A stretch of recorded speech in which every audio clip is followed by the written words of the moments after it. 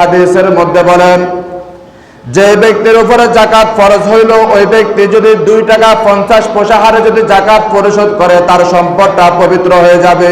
সুবহানাল্লাহ। কত টাকা কত পয়সা? 2 টাকা 50 পয়সা হারে 100 টাকার 2 টাকা 50 পয়সা 1000 টাকার 25 টাকা। 1 লক্ষ টাকার কত টাকা? 2500 টাকা করে যে ব্যক্তি পরিশোধ করলো, আমার আল্লাহ পাক রব্বুল আলামিনের রাসূল মুহাম্মদ আরবি সাল্লাল্লাহু আলাইহি ওয়াসাল্লাম বলেন, তার এই সম্পদ পূর্ণাঙ্গ রূপে পবিত্র হয়ে গেল। সুবহানাল্লাহ। শুধু পবিত্র হলো না, তার সম্পদের মধ্যে বরকত দেখা দিল। মুবারাকান, কি দেখা দিল? বরকত দেখা দিল, তার সম্পদটা বরকতময় হয়ে গেল। একটা দানের ছড়া রোপণ করছেন কয়টা? একটা ছড়ার মধ্যে অনেকগুলা দানা হয় না, আবার একটা দানার মধ্যে অনেকগুলা দান হয় না।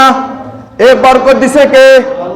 আমার আল্লাহ পাক রব্বুল আলামিন। যে আল্লাহ একটা দান থেকে এতগুলা দান উৎপাদন করতে পারে। একটা সিমের বিচি থেকে আমি ওই দিন ওই যে এখানে যাওয়ার পরে কথাটা বারবার মনে পড়লো। এই যে একটা মাত্র সিমের বিচি রোপণ করলো, একটা সিম গাছ তৈরি হলো। সেই সিম গাছটার থেকে একটা ডালার মধ্যে কতগুলা সিম হয়, আবার একটা সিমের মধ্যে কতগুলা বিচি হয়। এটা দিয়েছেন কে? এটা দিয়েছেন কে?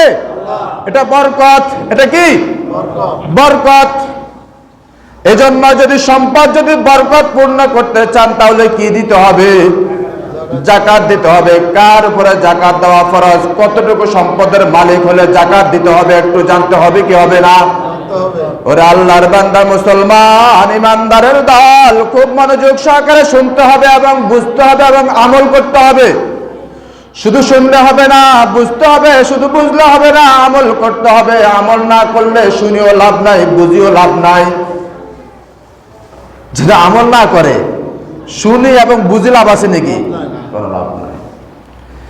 এই জন্য আমাকে আপনাকে শিক্ষা দেওয়ার জন্য বলতেছেন 7.5 তোলা স্বর্ণ, 52.5 তোলা রূপা, 52.5 তোলা রূপা।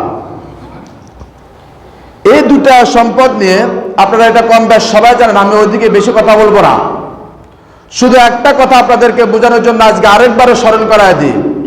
বর্তমানে স্বর্ণের দাম আর রূপার দাম কি এক নাকি?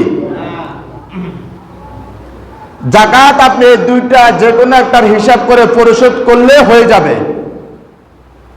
পরিশোধ করলে কি হয়ে যাবে, কিন্তু হক আদায় হবে না। কি আদায় হবে না? হক আদায় হবে না। তৎকালীন যখন এই আয়াতটা নাজিল হয়, মুফাসসিরিন কেরাম যখন এই বিধানটা আমাদের সামনে উপস্থাপন